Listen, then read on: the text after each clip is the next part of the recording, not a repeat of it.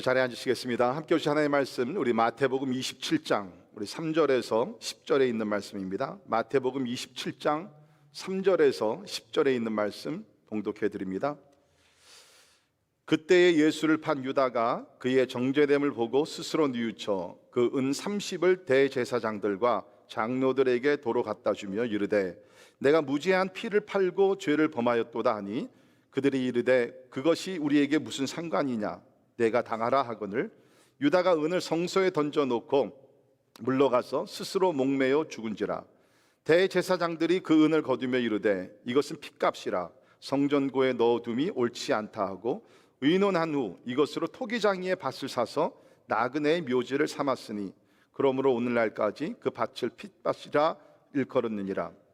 이에 선지자 예레미야를 통하여 하신 말씀이 이루어졌나니 일러스되 그들이 그 가격 매겨진 자 곧 이스라엘 자손 중에서 가격 매긴 자의 가격 곧 은 30을 가지고 토기장이의 밭값으로 주었으니 이는 주께서 내게 명하신 바와 같으니라 하였더라. 아멘. 아멘. 여러분이 보신 대로 오늘 예배가 거의 한 50명 찼습니다.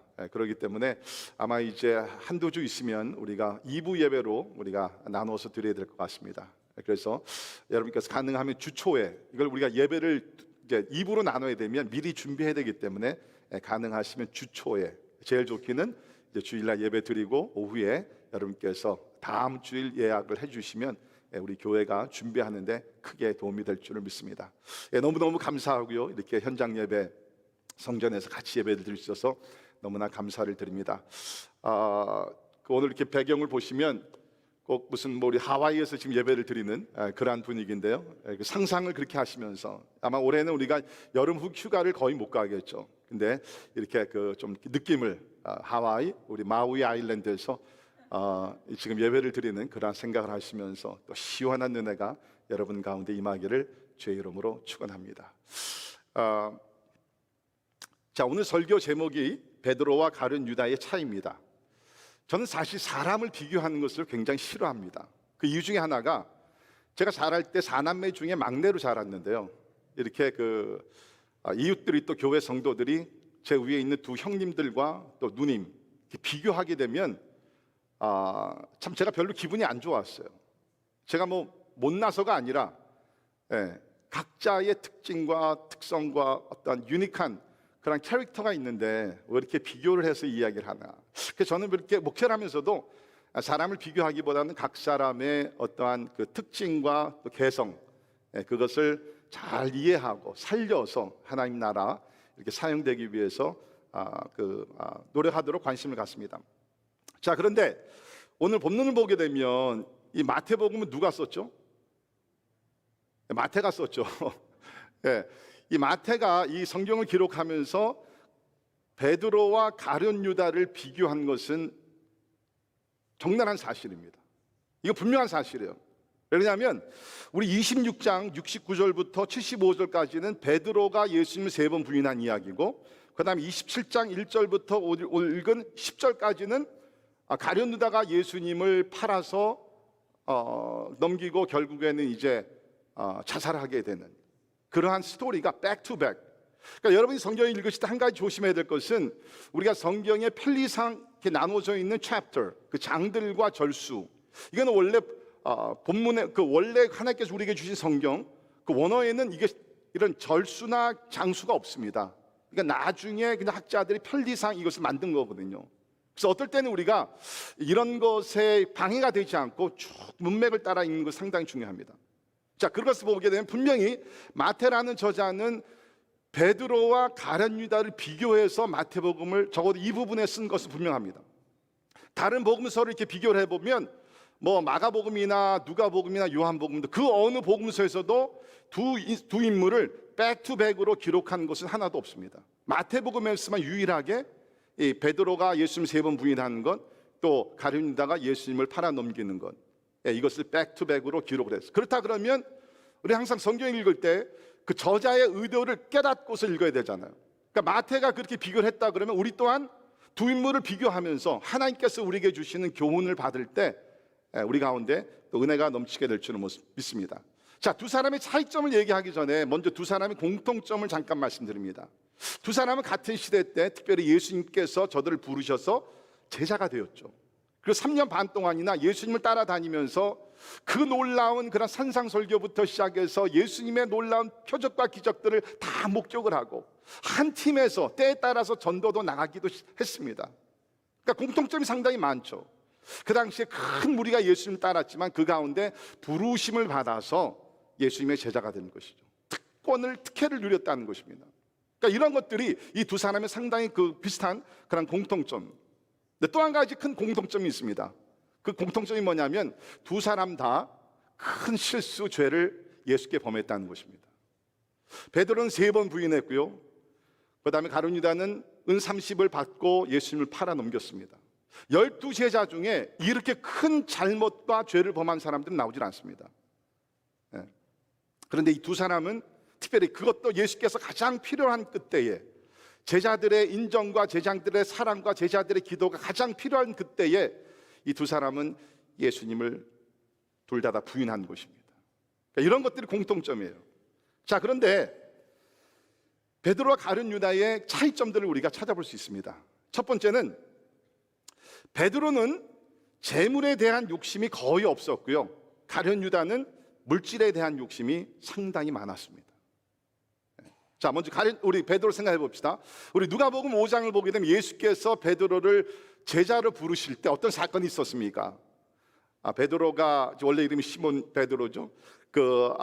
갈릴리에 가서 밤새도록 고기를 잡으려고 했습니다. 그런데 밤새도록 고기를 잡았는데 한 마리도 잡지 못했어요. 여러분 그 사실 아십니까? 우리 복음서를 보게 되면 베드로가 원래 직업이 어부였잖아요. 근데 나가서 고기를 잡을 때마다 단 한 마리도 고기를 잡지 못했습니다. 그러니까 베드로는요, 예수를 만나지 않았으면 완전히 진짜 그 사람은요, 인생 끝이 나는 사람입니다. 역시 여러분들 가운데 내가 예수 믿어서 그냥 뭐 이것도 못하고 저것도 못하고 그렇게 잘못 생각하신 분들, 여러분 착각에서 깨세요. 여러분 예수 안 믿었으면 진짜 형편없는 사람들이 됩니다. 그러니까 베드로가 그런 인물이었어요. 한 마리도 고기를 못 잡았는데 아침에 예수님께서 나타나십니다. 예수님이 나타나실 뿐만 아니라 그 뒤를 따라서 큰 무리가 예수님 앞에 와서 말씀을 드리려고 합니다. 그때 예수께서 베드로에게, 베드로야, 내 그 배에 좀 내가 들어가서 이것을 강대상으로 사용을 하고 말씀을 좀 전해야 되겠다. 베드로가 별로 원치는 않았지만 뭐 예수께서 원하시니까, 또 사람들이 많이 오니까 뭐 not too bad. 그래가지고 예수님을 모시고 조금 이제 바닷가에서 떨어져 가지고서 예수님께서 말씀을 전하십니다. 그 후에 예수님께서 베드로에게 깊은 데로 가서 고기를 잡자. 그때 베드로가 뭐라 그랬어요? 예수님, 밤새도록 우리가 여기서 고기를 잡으려고 했는데 not even single fish, 단 한 마리도 잡지 못했습니다. 당신은 목수고 나는 어부입니다. 목수가 어부에게 그런 명령할 수 있습니까? 그렇게 반응을 보일 수 있었지만 베드로 그렇게 안 하고요, 그냥 이렇게 밤새 고기를 잡으려고 노력했지만 한 마리도 못 잡았습니다. 그러나 현실은 이거지만, 그러나 말씀에 의지하여 내가 그물을 내리리다. 여러분 이것이 믿음인 줄 믿습니다. 어떤 사람들은 너무 현실을 부인해요. 여러분 현실을 우리가 인정을 해야 합니다. 지금 팬데믹 우리가 현실이에요. 인정해야 됩니다. 그러나 우리의 삶은 뭡니까? 현실에서 끝나는 것이 아니라 하나님께서 인도하시는 초자연적인 역사의 세계가 있는 줄을 믿습니다. 그때 베드로가 말씀에 의지하여 그물을 내리니까 어떻게 됐어요? 그물이 찢어질 정도로 고기를 많이 잡았어요. 요새는 그런 말 별로 안 쓰는 것 같은데, 옛날에는 제가 잘할 때 우리 모르겠어요, 그게 합당한 말인지 아닌지 모르지만 막 기분이 좋을 때는 막 찢어지게 좋다 뭐 그런 말을 썼는데, 우리 어른들 좀 그런 얘기 했죠? 예. 근데 아무튼 간에 고기가 찢어질 정도로, 그물이 찢어질 정도로 많이 잡았어요. 얼마나 많이 잡았냐면 그 함께 어부를 하던 자기 친구들, 동역자들을 불러가지고서 2배에 가득 채웠다 그랬습니다. 저는 뭐 낚시를 별로 안 좋아합니다. 근데 이 낚시하시는 분들을 보면 진짜 나가서 고기 몇 마리만 잡더라도 너무 막 신나는 걸 제가 알아요. 근데 여러분 상상해 보십시오. 2배의 고기를 가득 채웠다는 거예요. 우리 이승 집사님도 가끔 낚시를 하는데 2배의 고기를 가득 채웠으면 이거 완전 대박입니다. 맞죠? 대박 중에 대박이에요. 여러분 그 고기를 가지고 시장에 가서 팔게 되면 베드로는요, 세상 말로 팔자 고칠 수 있습니다. 한두 마리가 아니잖아요. 2배에 가득 채웠잖아요. 근데 어떻게 됐어요? 예수께서 베드로에게 하늘나라의 비전을 제시합니다. 이제부터는 내가 고기를 잡는 어부가 아니라 사람을 낚는 어부가 되리라. 그때에 놀라운 것은 베드로가 뭡니까? 대부분 우리 같으면 어때요? 예, 주님 맞습니다. 예, 맞아요. 내가 앞으로 뭐 그렇게 되겠죠. 뭐 전도 조금씩 하면 되겠죠. 그런데 베드로는 그렇게 안 하고 어떻게 했어요? 그 엄청난 고기를 다 버려두고, 아니 뿐만 아니라 배까지 다 버려두고, 그물도 다 버려두고 예수를 쫓았습니다. 여러분, 이거 보통 일이 아닙니다. 이런 거나 마찬가지예요. 여러분이 스탁에다 인베스트를 했는데 갑자기 스탁이 막 올라가는 거예요. 근데 예수께서 여러분이 한밤중에 하나님께서 여러분이 말씀하십니다. 야, 이제부터 네가 사람 낚는 어부가 되리라. 여러분, 그것을 다 버려두고 여러분의 좋은 집들을 다 정리하고 주님을 쫓을 수 있겠어요? 베드로는 했어요. 여러분, 항상 우리는 많은 경우 베드로를 너무 이렇게 언더에스티메이트 합니다. 뭐 물에 빠지기도 하고, 예수님 말씀을 까먹기도 하고, 그냥 뭐 예수님의 길을 가로막기도 하고, 뭐 예수님 부인하고. 근데 여러분, 베드로요, we have to give him credit.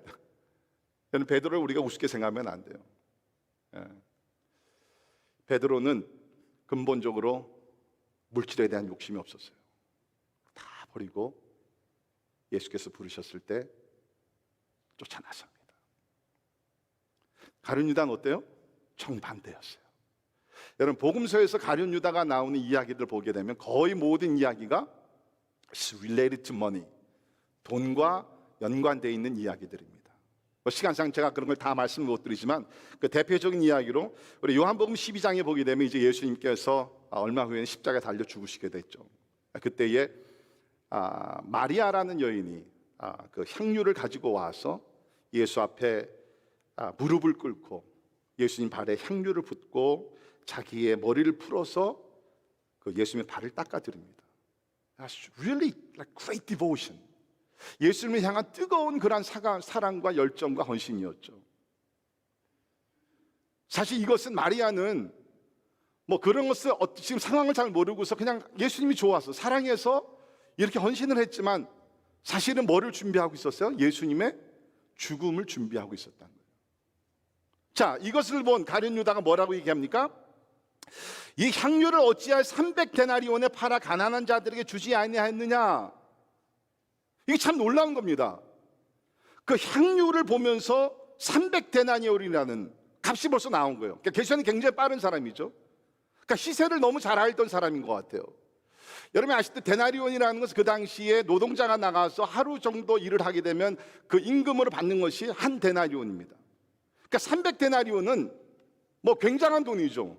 오늘날로 얘기하게 되면 뭐 그냥 편안하게 하루 나가서 일하면 100불 받게 되면 3만 불 정도 나가는 가치 있는 그런 향유를 예수님의 발에 부으니까 이제 가룟 유다가 그렇게 얘기하는 거예요. 왜 이 돈을 낭비합니까? 겉으로 보기면 야, 이거 진짜 가룟 유다 굉장하다, 진짜 그 불쌍한 사람들을 사랑하는 사람 같구나 라고 우리가 생각할 수 있지만 성경은 뭐라고 얘기를 합니까? 요한복음 12장 6절을 보면 가룟 유다가 이렇게 말함은 가난한 자들 생각함이 아니요 그는 도둑이라 돈깨를 맞고 거기 넣는 것을 훔쳐가미러라. 가난한 자들을 위해서 이런 얘기한 것이 아니라는 거예요. 가룟 유다가 어떤 사람이었어요? 도둑입니다. 도둑. 여기 보니까는 돈깨를 맡은 사람이다. 그러니까 12제자가 있었죠, 예수님과 함께. 그러니까 아무래도 공동체니까 뭐 먹고 살아야 되잖아요. 그래서 그 중에 한 사람이 재정을 맡았습니다. 그 사람이 누구예요? 가룟 유다였어요. 근데 여러분, 12제자 중에서는요 재정팀장을 맡을 수 있는 실력이 있는 사람들이 있었습니다. 자, 예를 들면 마태 직업이 뭐예요? 세리입니다. 그렇죠? 그러니까 숫자에 밝았겠죠. 또 우리가 보게 되면 예수님의 제자들 가운데 빌립이라는 사람이 나옵니다. 이 사람도 굉장히 이러한 그 숫자에 밝았던 사람인 것 같아요.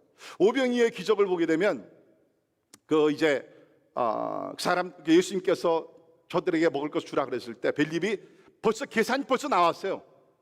주님, 저 사람들을 먹이려면 200데나리온 정도가 필요합니다. 그러니까 빌립 같은 사람도 굉장히 숫자가 빠른 사람이에요. 그런데 이런 사람들을 경쟁을 다 제치고 가룟 유다가 재정을 맡았다는 거예요. 그러니까 굉장히 실력이 있죠. 재정적인 면에서는 실력이 있었던 사람이라는 거죠. 그런데 문제는 뭡니까? 재정을 맡은 게 문제가 아니에요. 여러분, 이 설교를 잘 들어야 됩니다. 이런 설교 잘못 들으면 나는 앞으로 절대로 재정팀에 들어가서는 나 봉사 안 할 거야. 여러분, 절대로 그게 아닙니다. 우리 그러면 진짜 정장님 시험 들어서 진짜 막 안 됩니다. 그게 문제는 뭡니까? 재정을 맡는 것이 문제가 아니라 재정을 맡아가지고서 요새 말로 삥땅을 한 거예요. 거기서 훔쳐간 거예요. 그러니까 여기서도 지금 마리아가 와서 예수께 향유를 붓고 하는 것을 보면 진짜 가난한 사람을 위해서 이거 사용하면 좋겠는데 그게 아니라 이것을 팔아가지고 300데나리온을 내가 맡아서 관리를 하게 되면 그 중에서 내가 적어도 예를 들게 되면 30데나리온 어느 정도를 내가 훔칠 수가 있는데 그랬다는 거거든요. 이때까지 재정을 맡아가지고 그렇게 살아왔다는 거거든요. 그러니까 그 기회를 놓친 거예요. 그 기회를 놓친 거예요. 그러니까 이 정도로 가룟 유다는 뭡니까? 돈을 사랑했던 사람이에요. 진짜 그들이 관리했던 돈은 오늘날로 얘기하면 헌금이겠죠. 거룩한 돈이겠죠. 그런데 그것마저 탐심을 품고 훔치면서 이런 사역에 또 인발을 했다는 거예요. 여러분, 돈을 사랑하는 사람을 뭐라 그래요? 돈 사람이라 그럽니다. 여러분, 진짜 돈을 사랑하면요 사람이 돌아요. 여러분, 이게 지금 성경에 예수님을 모르겠어요. 이 30이 얼마나 큰 돈인지 모르지만 학자들이 얘기하면 그렇게 큰 돈이 아니었다고 또 얘기를 합니다. 아니, 그 사람이 돌지 않으면 어떻게 그렇게 인자하시고 사랑이 많으시고 병든 자를 고쳐주시고 가난한 자들의 참 위로자가 되시고 이제 멀지 않아 우리 죄를 위해 십자가 달려 죽으실 그 메시아인데 어떻게 그분을 은 30에 팔 수가 있냔 말이에요. 이게 도른 거예요. 사랑하는 성도 여러분, 우리 세상에서 돈을 필요로 하는 사람들입니다. 그러나 여러분, 너무 돈을 사랑하지 말기를 바랍니다. 돈에 대한 욕심을 품지 말기를 바랍니다. 돈 때문에요 영적으로 파산한 사람들을 성경에 많이 보잖아요. 우리 데마 같은 사람도 한때는 바울의 동력자였지만 세상을 사랑하여 바울을 버리고 데살로니가로 갔다. 세상을 사랑했다는 것이 뭡니까? 돈을 사랑했다는 것이에요.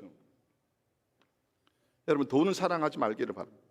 그렇다고 여러분 오해하지 말기를 바랍니다. 예수 믿으면 돈을 많이 벌 수 없다, 예수 믿으면 부자가 될 수 없다, 절대로 아닙니다. 저는 우리 교회 성도들이 열심히 나가서 성실하게 또 지혜롭게, 그렇죠? 지혜롭게 그러나 정직하게 돈을 잘 벌 수 있기를 바랍니다.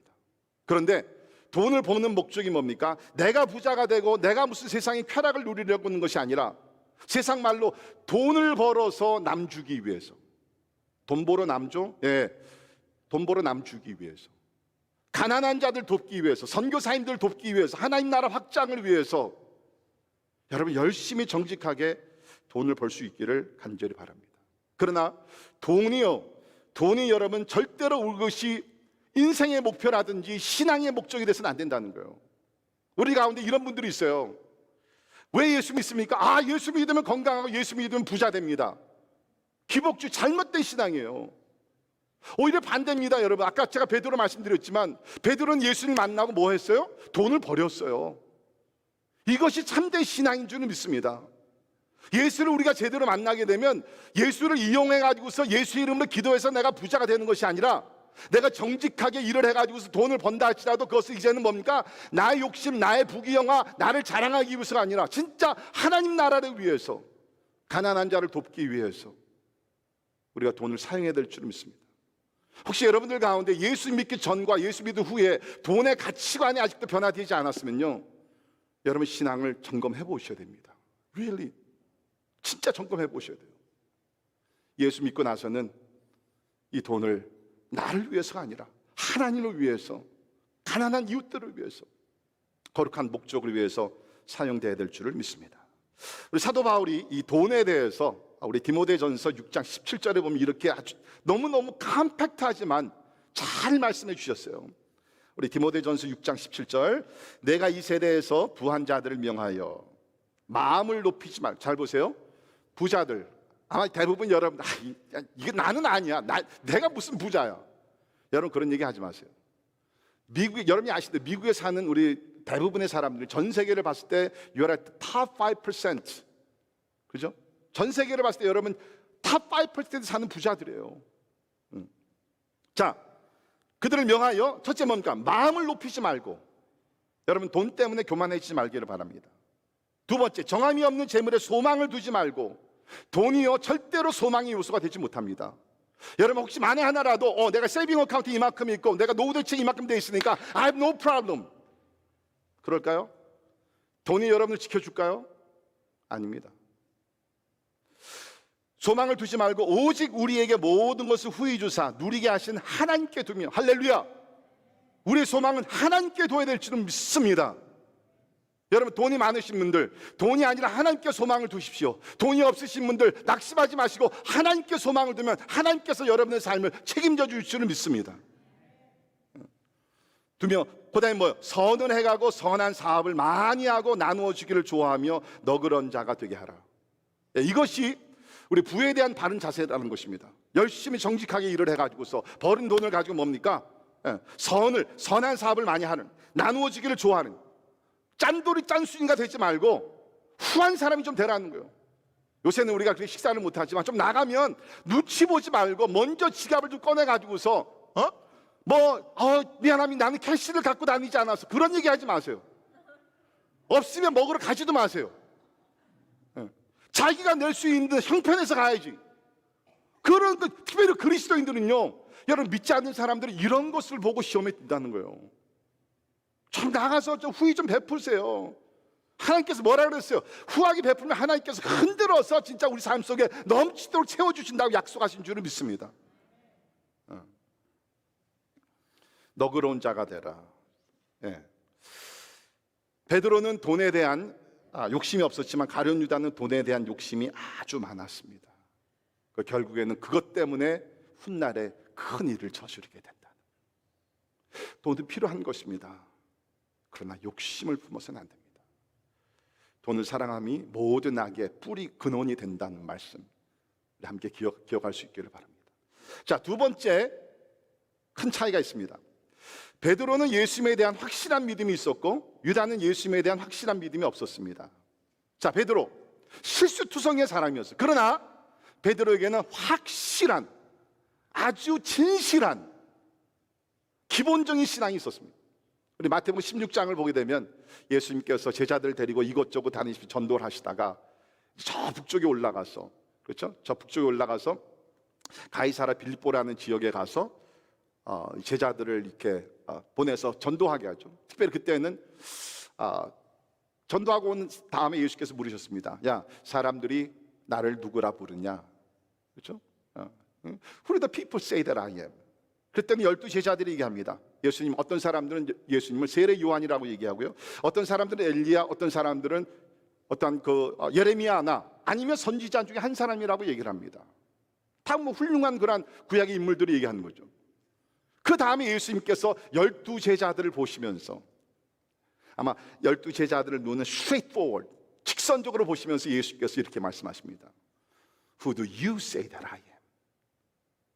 너희는 나를 누구라 부르느냐? 베드로, 야고보, 요한, Who do you say that I am?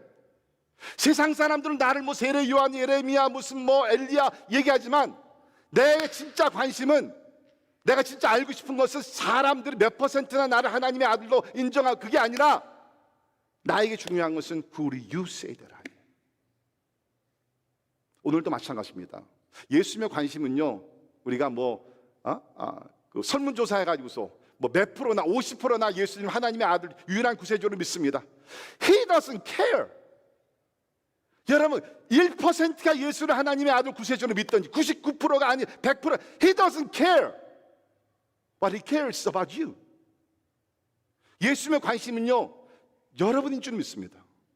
오늘 예수께서 여러분에게 질문하십니다. 너는 이제까지 교회를 열심히 다니고 했는데 너는 나를 누구라 하느냐? 여러분 확실하게 대답할 수 있어요? 베드로가 얘기합니다. 주는 그리스도시요 살아계신 하나님의 아들이십니다. 정답을 얘기한 거예요. 무슨 여러분 오해하지 마세요. 무슨 기계적으로 무슨 정답을 얘기해서 주님께 칭찬하신 것이 아니라, 그래도 그 마음속에 실수투성이의 그런 베드로였지만 그 마음속에는 하나님의 말씀, 예수님의 말씀을 들으면서 이분이야말로 그리스도시요 우리가 구약에서 그렇게 기다리던 메시아, the anointed one, 기름 부음을 받으신 하나님의 아들, 우리의 구세주입니다. 물론 이것도 나중에 보면 예수님께서 이것을 알게 하시는 분이 하늘에 계신 하나님이시다. 그러나 분명한 것은 베드로에게는 오늘날로 얘기하면 뭡니까? 구원의 확신이 있었고 예수님에 대한 확신이 있었고 중생의 그런 확신이 있었다는 것입니다. 근데 가룟 유다를 보게 되면요, 전혀 그런 어떤 회심이나 우리 주님을 이렇게 신앙 고백을 한다든지 그게 전혀 없었어요. 여러분, 우리가 가룟 유다를 탓하기 전에 먼저 우리 자신들을 한번 바라보고 오늘날 우리 교회를 바라볼 수 있기를 바랍니다. 저는 그렇게 생각해요. 오늘날 교회 안에 가룟 유다가 꽤 있습니다. 옆에 있는 사람 보지 마세요. 그러나 교회 안에, 제가 지금 우리 교회가 아니라 하여튼 일반적으로 교회 안에 가룟 유다가 있다는 것이에요. 무슨 얘기예요? 교회를 열심히 다닙니다. 봉사도 합니다. 전도도 합니다. 선교까지 나갑니다.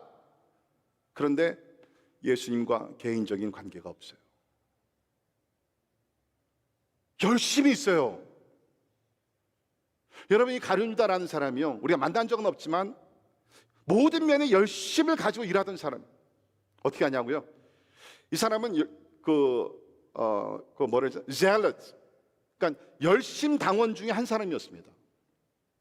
그 열심 당원이라는 것은 그 셀로 땅이라고 한국말에 나와 있죠. 그 당시에 여러분이 아시죠? 로마 제국의 이제 그 통치를 받았으니까 그 히브리 사람들 가운데 나라를 사랑하고 그 조국의 광복을 위해서 헌신했던 사람들, 그러한 애국자들이 있었어요. 이 사람들은요, 나라를 위해서 목숨을 바칠까지 각오한 사람들입니다. 그 중에 한 사람이 가룟 유다였어요. 그러니까 보통 여러분 이 사람이 시시하고 이런 사람은 절대로 아닙니다. 열심히 있었던 사람이에요.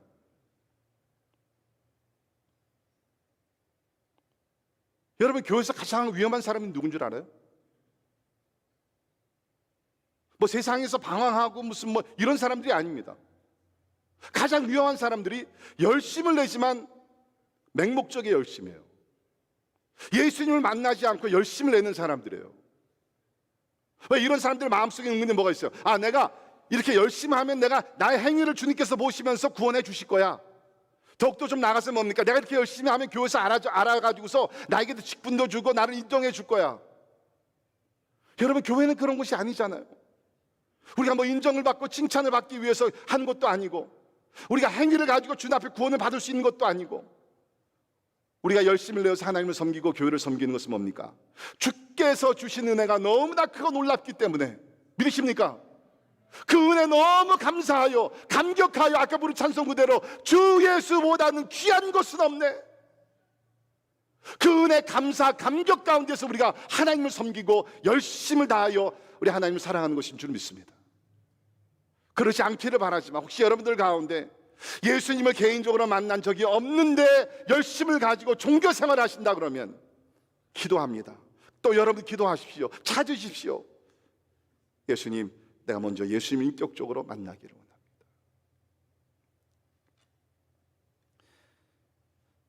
주님을 인격적으로 만나는 것이 먼저 필요하다는 거예요. 베드로, 가룟 유다는 어떻게 보면 돈에 대한 욕심이 많았기 때문에 예수님을 이용해서 돈을 더 벌려고 그랬어요. 여러분, 오늘 교회 안에 이런 사람들 많이 있어요. 예수를 믿어서 예수 이름을 기도해서 그냥 복 주시옵소서, 복 주시옵소서, 복 주시옵소서. 아까 제가 말씀드렸잖아요. 오히려 우리 예수를 믿으면 돈을 희생해야 되는 거예요. 부인해야 되는 것이에요. 그러니까 제가 드리는 말씀이, 오늘 현대 교회 안에 가룟 유다들이 많이 있다니까요. 예수님을 통해서 돈을 더 벌려고 그러고, 예수님을 통해서 자기 개인적인 어떤 목적을 이루려고 그러고, 결국 이 사람들의 결말은 뭡니까? 가룟 유다의 결말과 같은 것이에요. 내 뜻대로 이루어지지 않게 되면 예수님을 부인하고 예수님을 팔아 넘기는 거예요. 여러분께서 아마 그런 얘기 생각할지 모르죠. 절대로 어떻게 우리 예수님 부인합니까? 여러분, 우리가 예수님 부인 안 합니까? 세상에 나아가서 하나님의 진리의 말씀을 지켜야 되는데, 내가 진리의 말씀을 지키게 되면 사회생활을 하는데 피해를 입어요. 승진이 안 돼요. 왕따 당해요. 그러면 내가 예수 그리스도의 제자, 하나님의 자녀라는 그것은 내가 분명히 아는데 타협하고 그 순간적으로 그 자리에서 예수를 부인해요. 예수 믿지 않는 사람 같이 한 장 꺾고 세상 사람들 같이 노는 거 다 하고 거짓말 다 하고, 이게 뭐예요? 예수님 부인하는 삶이에요. 예수님 부인하는 삶이에요. 그러니까 여러분, 오늘 우리 가룟유다 이야기를 들으면서 먼 곳에 있는 사람, 그 나쁜 사람 가룟유다, 그렇게 생각하지 말기를 바랍니다. 우리도 진짜 하나님의 은혜가 아니고 성령께서 날마다 순간마다 우리를 도와주시 아니하시면 우리도 쉽게 가룟유다와 같이 될 수 있다는 거예요. 자, 이제 진짜 큰 차이가 있습니다. 그 큰 차이가 뭐냐면, 세 번째, 베드로는 예수님을 부인한 후에 철저하게 회개하였지만 유다는 예수님을 팔아넘긴 후에 후회하고 극단적 선택을 하였습니다. 여러분, 어떤 면에서는 베드로가 예수님을 3번 부인한 것이 어떠면 그게 더 큰 죄가 될 수도 있어요.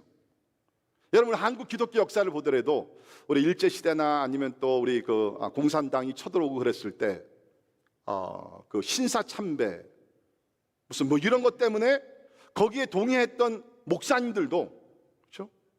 나중에 그것 때문에 얼마나 큰 문제가 생깁니까? 교단이 갈라진 이유가 바로 그런 것들이에요. 신사참배했던 사람들, 저 사람들과 우리 같이 어떻게 공동체로서 같은 하나님을 섬길 수 있냐? 너 그럴 수 없다. 그러면서 순수하게 믿음을 지켰던 사람들, 그 사람들이 너 우리끼리만 우리가 신앙생활을 해야 된다. 그 정도로 이게 예수님 부인한다는 것이 큰 문제예요. 근데 베드로는 그것을 한 번도 아니고 두 번도 아니고 3번씩이나 부인했잖아요. 그런데 베드로는 뭡니까? 자, 우리 26장 75절. 이에 베드로가 예수의 말씀에 닭 울기 전에 내가 3번 나를 부인하리라 하심이 생각나서 밖에 나가서 심히 통곡하니라. 예수께서 경고하셨잖아요. 닭 울기 전에 내가 나를 3번 부인하리라.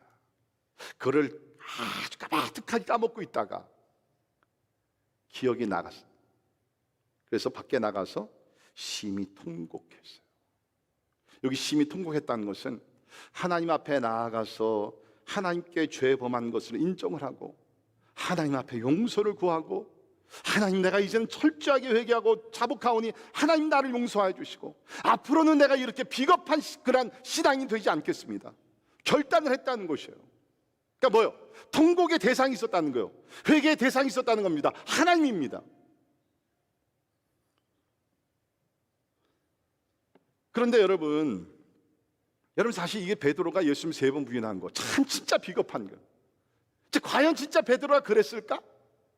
거기 우리 26장 69절도 보게 되면 베드로가 예수님 3번 부인한 이야기 아주 자세하게 나와 있죠. 그러니까 예수님은 이때 대제사장과 그 공회 앞에서 이제 쉽게 얘기하면 이제 그 트라이얼, 심판을 받고 있었던 거예요.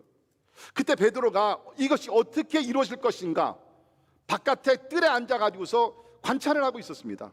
그랬더니 한 여종이 나와서 너도 갈릴리 사람 예수와 함께 있었도다. 그러니까 베드로가 뭐라고 얘기합니까? 베드로가 모든 사람 앞에서 부인하여 이르되 나는 내가 무슨 말을 하는지 알지 못하겠노라. 우리 영어에서 얘기하면 I don't know what you're talking about. 우리 말문 막히면 그렇게 얘기하잖아요. I don't know what you're talking about. 베드로가 그렇게 얘기한 거예요. 좀 지나고 나서 이번엔 다른 여종, 뭐 권세가 있고 막 그런 사람도 아니에요. 이제 little servant girl, 다른 여종이 또 베드로를 알아보고서 이야기를 합니다. 이 사람 나사렛 예수와 함께 있었도다. 그랬더니 이번 두 번째 72절, 베드로가 맹세하고 더 강렬하게 부인합니다. 맹세하고 또 부인하여 이르되 나는 그 사람을 알지 못하노라. 이해가 됐어요? 예수님의 수제자 베드로인데 바로 얼마 전에 그 대제사장의 종, 그 칼을 뽑아가지고서 귀를 휘둘러 떨어뜨리게 한 사람인데 갑자기 약해진 거예요. 2번씩이나 강하게 부인합니다.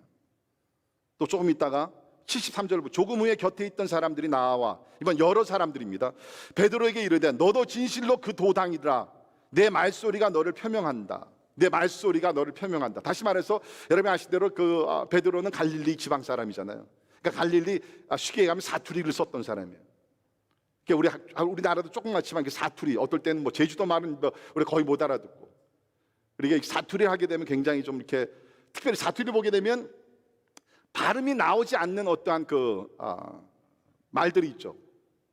제가 우리 친구 중에 한 분이 고향이 대구인데, 우리 집사람을 부를 때마다 언정아 언정아 그러게요.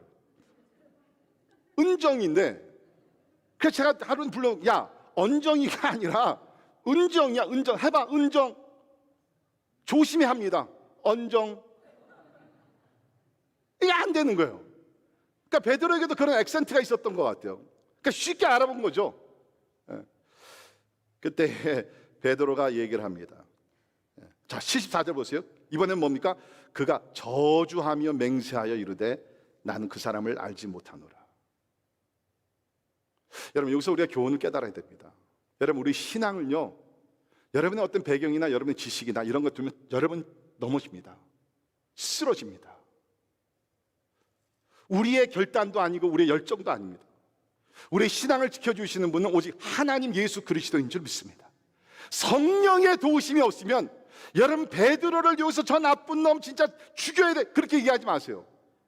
대부분의 우리도 이런 상황 속에 들어가게 되면, 여러분 우리 한국 기독교 역사에서 신사참배하라고 막 강제적으로 막 죽이고 감옥에 집어넣고 가면, 여러분 얼마나, 여러분 how many of can stand up for Jesus Christ? 진짜 예수 그리스도를 위해서 목숨을 걸고 여러분 나설 수 있는 사람 몇 사람이나 되세요? 우리가 아는 대로 고 한경직 목사님도, 그렇게 믿음이 좋았던 분도 결국에는 신사참배 앞에서 무릎을 꿇었다. 나중에 본인이 고백하셨잖아요. 쉬운 게 아니에요. 우리의 신앙은 하나님께서 지켜주시는 줄 믿습니다.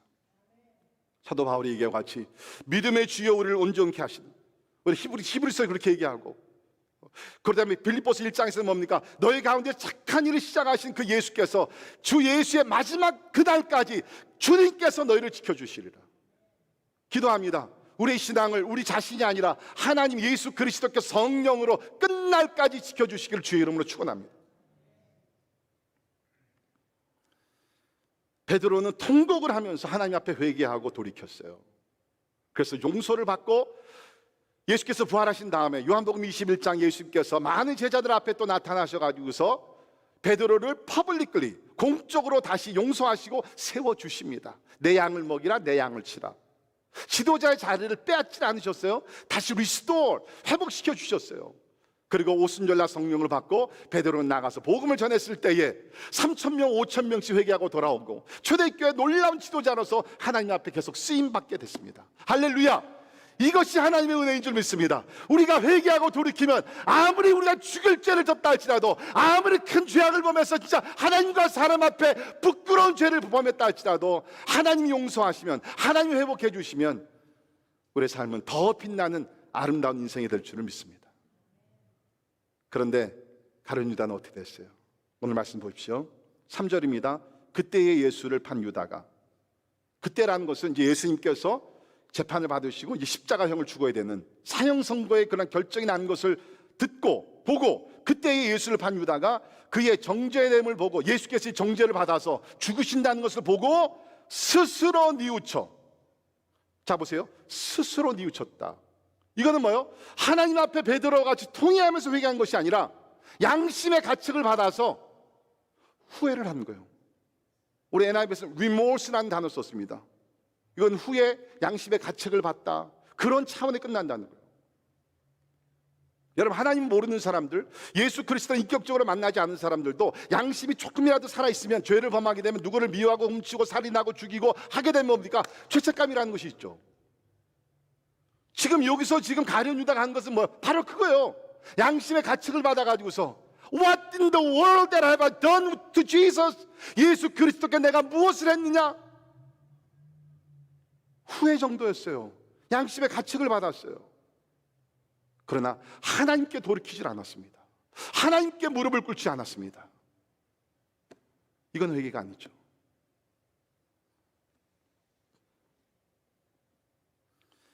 여러분, 우리가 알아야 되는 것은 뭡니까? 가룟 유다가 이렇게 죄를 범하게 된 그 배경에는요, 마귀가 있었다는 거예요. 마귀가 있었습니다. 우리 요한복음 13장 2절에 보면 마귀가 벌써 시몬의 아들 가룟 유다의 마음에 예수를 팔려는 생각을 넣었더라. 우리가 이런 말씀을 잘 이해해야 됩니다. 그렇다고 해가지고 그러면 가룟 유다가 예수를 팔아 넘긴 것이 It's all Satan's fault? 사단이 진짜 모든 것을 다 사단이 책임져야 됩니까? 아니에요. 가룟 유다가 돈에 대한 욕심 품고 예수를 팔려고 하는 생각을, 그런 그 욕심을 품으니까 뭡니까? 그것을 트리거해가지고서, 그걸 사용해가지고서 뭡니까? 사단이 유다의 마음에 예수를 팔려는 생각을 집어넣습니다. 이때부터는 사단의 역사 가운데 가룟 유다는 움직이게 됩니다. 그래서 우리가 알게 되면 그 요한복음 13장 2절에 예수님께서 최후의 만찬을 하시고 나서 제자들이 이제 예수께서 이제 내가 이제 죽게 된다. 너희들 중에 나를 한 사람이 나를 팔 것이다. 그때 제자들 수근수근거려서 Lord, who is it? Lord, 누굽니까? 그러면서 다 그때 막 Is it Peter? Is it John? Is it James? 다 그렇게 생각을 했겠죠. 그때 예수님께서 떡 한 조각을 이렇게 찢어가지고서 포도주에 담가서 찍어서 가룟 유다에게 줍니다. 그때의 성경은 이렇게 기록합니다. 요한복음 13장 27절에 보면 조각을 받은 후 곧 사탄이 그 속에 들어간지라. 잘 들으세요. 가룟 유다가 돈에 대한 욕심이 제가 말씀드렸잖아요. 처음부터 컸어요. 그런 악한 마음, 탐심, 욕심을 품으니까 사단이 그것을 이용해서 더 강하게 역사했다는 것이에요. 우리 구약도 보게 되면 바로가 강팍한 마음을 먹으니까 하나님께서 그 마음을 더 강팍하게 하신 거랑 똑같다는 것이에요. 그러니까 여러분 절대로 죄를 범하면 Satan made me to do it. 사단이 나로 하여금 죄를 범하게 했어. It's not my fault, it's all Satan's fault. 내 책임이 아니라 사탄의 책임이야. 아니에요. 근원은 여러분 마음속에, 우리 마음속에 있다는 거죠. 그러니까 우리가 죄악된 생각을 품지 않기 위해서 조심해야 된다. 사단이 그것을 알고서 공격을 한다는 거예요. 여러분, 사단은요, 처음에는 우리를 죄를 범하게 유혹을 합니다. 그 다음에 내가 일도 해가지고 거기에 순복해가지고 죄를 범하게 되면요, 그 다음부터 사단이 하는 것이 뭡니까? 정죄라는 것을 가지고 condemnation, 정죄로서 내 마음을 괴롭히기 시작하는 거예요. 아니, 사단이 얼마나 나쁜 놈이에요. 자기 말을 들어가지고서 죄를 범했으면 적어도 사단이 칭찬을 해줘야지, 사단이 보호해줘야지. 근데요, 사단은 그 순간부터 확 바뀌어가지고서 정죄하기 시작해요. 너 가룟 유다 같은 경우에는 너 예수님의 제자인데 너 어떻게 그렇게 할 수 있어? 예수님이 너에게 어떤 사랑을 베풀어 줬는데, 얼마나 아꼈는데, 너를 회개하고 돌이키기 위해서 기회도 주었는데 막 감당이 안 되는 거예요. 죄책감이 감당이 안 되는 거예요. 결국 어떻게 합니까? 결단적 선택을 택합니다. 자살.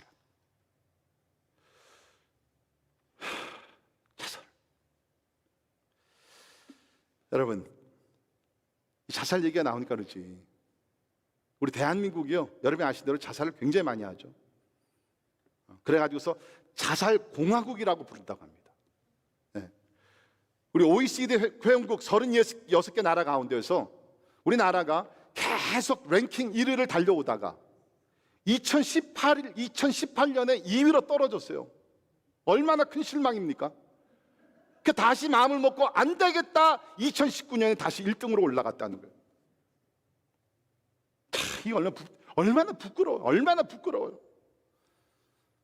진짜 안타까운 것은요, 최근에 그 보도를 보니까 10대들이 그렇게 자살을 많이 하는 거예요. 10대 중에서 22.1%가 인크리스 됐어요. 더 증가됐습니다. 10대. 40대는 13.1%고 30대는 12.2%가 크게 늘었다고 얘기합니다. 이 자살의 문제. 얼마 전에 우리 한국에도 서울시장 극단적인 그런 선택을 했죠. 참 안타깝죠. 물론 이 자살이라는 것은 원인을 정확하게 알 수는 없습니다. 떠났기 때문에. 그러나 우리 모든 정황을 보게 되면 아마도 비윤리적인 행동에 대한 그 자책감, 죄책감, 이런 것들 때문에 감당이 안 되니까 자기 손으로 생명을 끊는 거예요. 여러분, 제가 이제 결론적으로 이 자살 문제에 대해서 몇 가지 좀 말씀을 드립니다. 간단하게.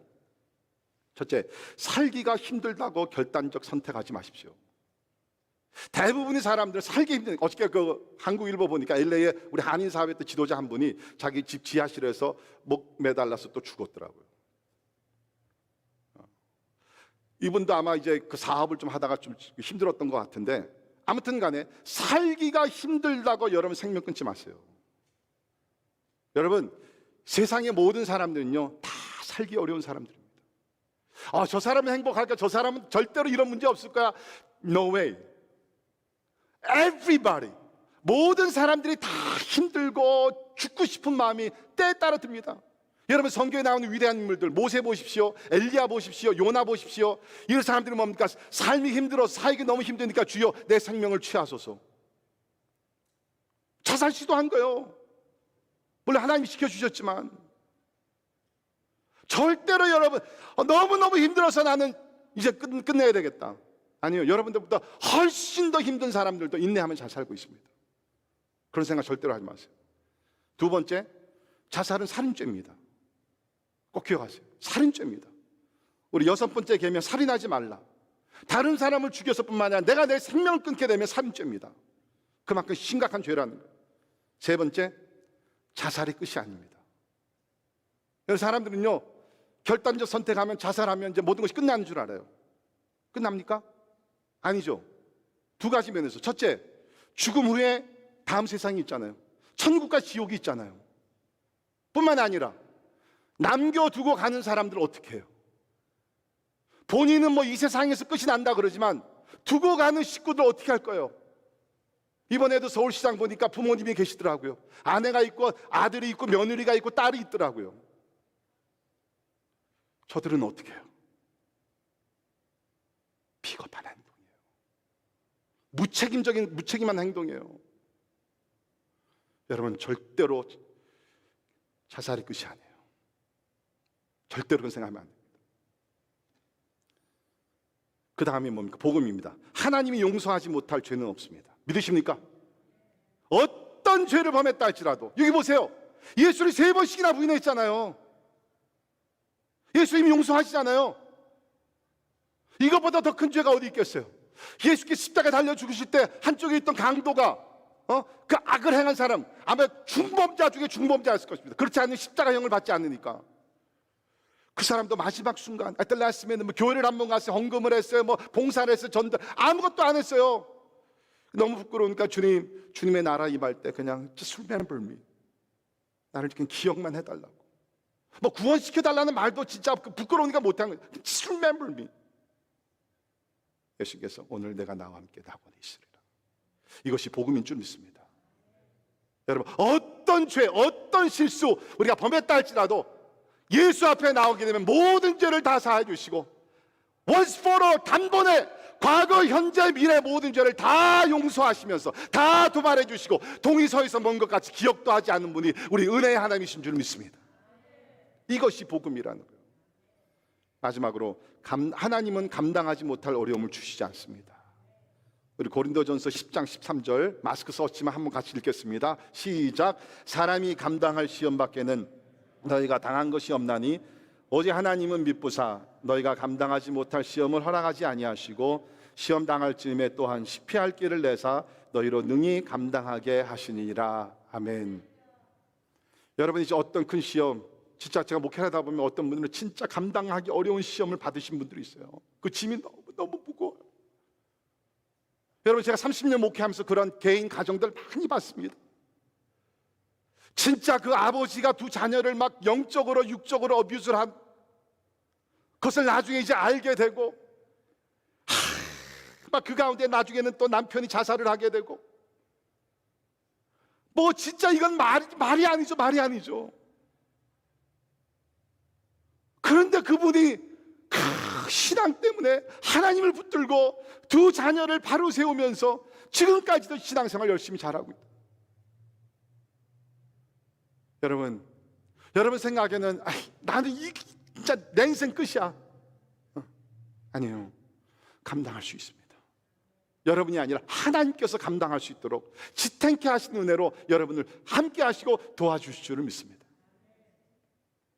절대로 내 인생 끝이다, 나는 감당하지 못한다, 그렇게 하지 마세요. 하나님은 의로우신 신실하신 하나님, 감당할 수 있는 시험이기 때문에 여러분에게 주신 줄을 믿습니다. 말씀의 결론을 내립니다. 베드로와 가룟 유다는 같은 시대 같은 환경에서 예수님을 3년 동안 쫓아다녔지만 저들의 결과는 하늘과 땅, 천국과 지옥의 결과를 가져왔습니다. 한마디로 요약한다 그러면 왜 그럴까요? 그렇게 예수님과 가까이 있었는데 왜 한 사람은 훗날에 훌륭한 지도자로 쓰임받고 한 사람은 비극의 죽음의 결과를 가져왔는가? 한마디로 요약하게 되면 베드로는 진실한 믿음이 있었고 가룟 유다는 fake faith, 거짓된 가짜 믿음이 있었다는 거예요. 진실한 믿음과 거짓된 믿음. 부탁드립니다. 그러지 않기를 기도하고 바라지만 혹시 여러분들 가운데 아직도 그런 진실한 genuine and authentic faith, 진실한 믿음, 아직도 주님과의 개인적인 관계가 없으시다면 마음의 문을 여시고 오늘이라도 십자가 앞에 나아가 죄를 다 고하시면서 주님이 주시는 그 죄 용서의 은혜를 받고 거듭나기를 주의 이름으로 축원합니다. 기도하겠습니다. 고마우신 하나님, 오늘 베드로와 가룟 유다의 차이점을 우리가 보면서 누구를 우리가 탓하기 전에 내 자신을 먼저 반성하며 회개하기를 원합니다. 하나님, 우리 또한 베드로와 가룟 유다와 같이 물질에 대한 욕심이 많지 않은지요. 하나님을 사랑한다고 말은 하지만 내 마음속엔 하나님보다 물질을 사랑하는 세상의 쾌락을, 세상의 부귀영화를 사랑하는 것이 더 많지 않은지 우리 자신들 점검할 수 있도록 하나님 도와주시옵소서. 베드로와 같이 예수님을 인격적으로 만나고 모든 것을 버리고 예수님을 쫓아가는 신실한 그리스도인들 되게 하여 주시옵소서. 하나님, 우리는 다 연약합니다. 다 쓰러집니다. 죄를 범합니다. 하나님의 그 후에 우리가 베드로와 같이 통곡하며 하나님 앞에 나아가 회개하여 하나님께 용서를 받게 하시고 하나님이 주시는 그 은혜 속에서 우리의 삶이 날마다 변화되며 주님을 닮아가는 성화의 과정을 신실하게 걸어가게 하여 주시옵소서. 예수님 이름으로 간절히 기도하옵나이다. 아멘. 우리 다 일어나셔서 말씀 생각하시면서 우리 같이 찬양합시다. 찬양할 때에 진짜 우리의 모든 죄를 주님 앞에 우리가 내려놓고 주님이 주시는 용서의 은혜를 받기를 간절히 바랍니다. 샘물과 같은 보혈은 주님의 피로다. 보혈의 죄를 씻으며 정하게 되겠네. 정하게 되겠네. 정하게 되겠네. 보혈의 죄를 씻으며 정하게 되겠네. 저도 저 회개하고서 보혈에 씻었네. 저도 저 같은 이름으로 죄 짓기 원하네. 죄 짓기 원하네. 죄 짓기 원하네. 저도 저 같은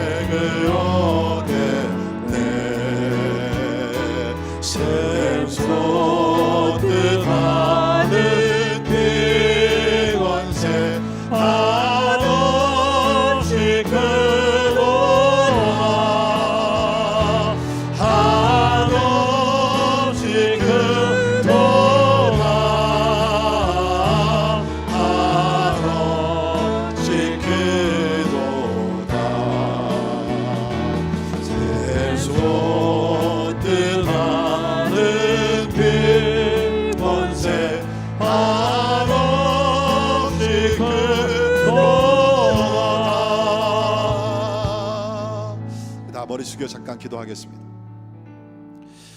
우리 인간들은 다 약합니다.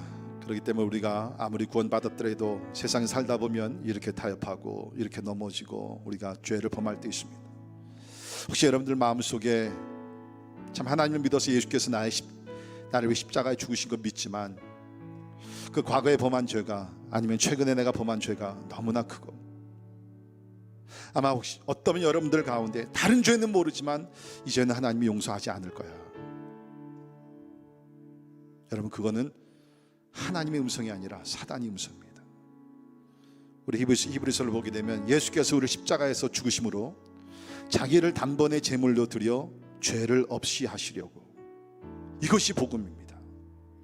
단번에, 이 말의 뜻은 뭐냐면 과거, 현재, 미래 모든 죄를 단번에 once for all 모든 죄를 다 없이 하시려고 예수께서 이 땅에 오셔서 우리를 위해서 죽으신 줄을 믿습니다. 여러분 처음에도 그렇지만 훗날에도 우리가 용서받는 조건 한 가지인 줄 믿습니다. 예수 그리스도의 십자가의 보혈인 줄 믿습니다. 이 시간에 기도하면서 조금이라도 양심의 가책이 되고 눌림을 받는 것 주께 내놓으십시오. 주께 고백하십시오. 베드로와 같이 마음속으로 통곡하십시오.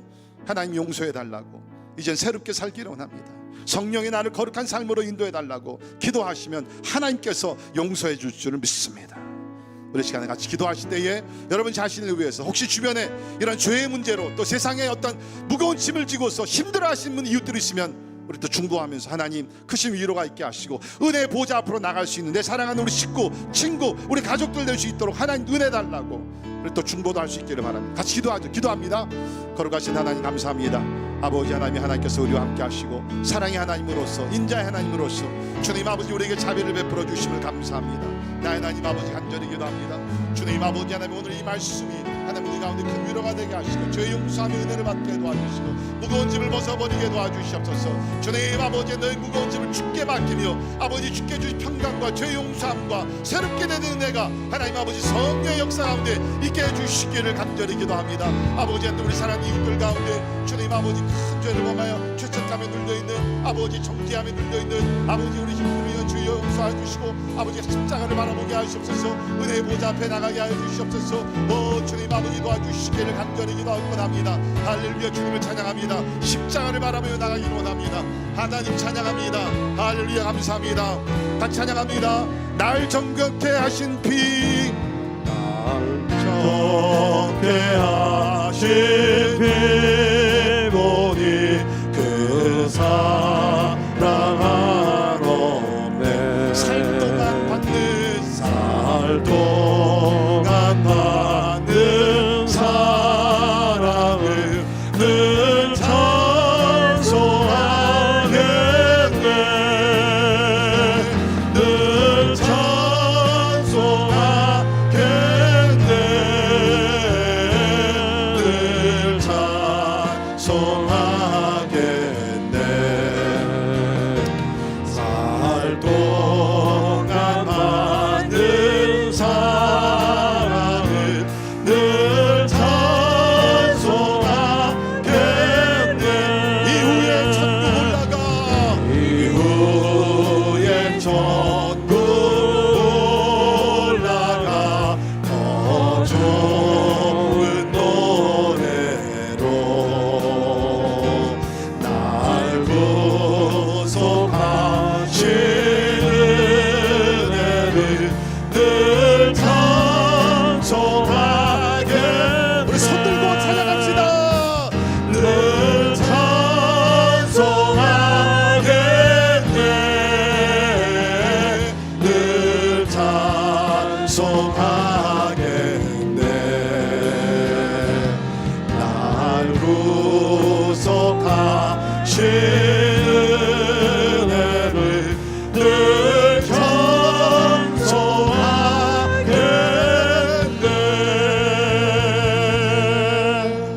은혜 하나님 감사합니다. 우리도 때에 따라 베드로와 같이 하나님의 3번이 아니라 30번 이상 하나님이 우리가 예수님을 부인할 때가 있었습니다. 하나님의 세상의 욕심, 세상의 부귀영화를 얻기 위해서 경우에 따라 예수님을 부인하는 말과 행동한 것 주여 주님 앞에 회개하며 나갑니다. 주님 기도합나니 우리 죄를 다 용서하시고 하나님 베드로가 새로운 사람이 되어 사도가 되고 초대교회 지도자가 되어서 하나님의 복음을 증거한 것 같이 이제부터는 하나님 우리가 비겁하게 사람들 앞에 세상 앞에 예수를 부인하지 않게 도와주시고 하나님의 진짜 목숨을 걸고 예수님을 사랑하며 주님의 길을 걸어가는 예수님의 신실한 제자들이 다 되게 하여 주시옵소서. 지금은 우리 주 예수 그리스도의 은혜와 하나님의 크고 놀라우신 사랑과 성령님의 감화 감동 역사 충만케 하시며 가련 유다가 아니라 베드로를 본받아 우리 하나님 앞에 범죄할 때도 통곡하며 하나님 앞에 회개하여 하나님이 주시는 용서와 회복의 은혜 가운데 날마다 변화되고 저 높은 곳을 향하여 달려가기를 원하는 우리 사랑하는 모든 성도들 머리 위에 지금부터 영원까지 함께 하시기를 예수님의 이름으로 간절히 축원하옵나이다. 아멘.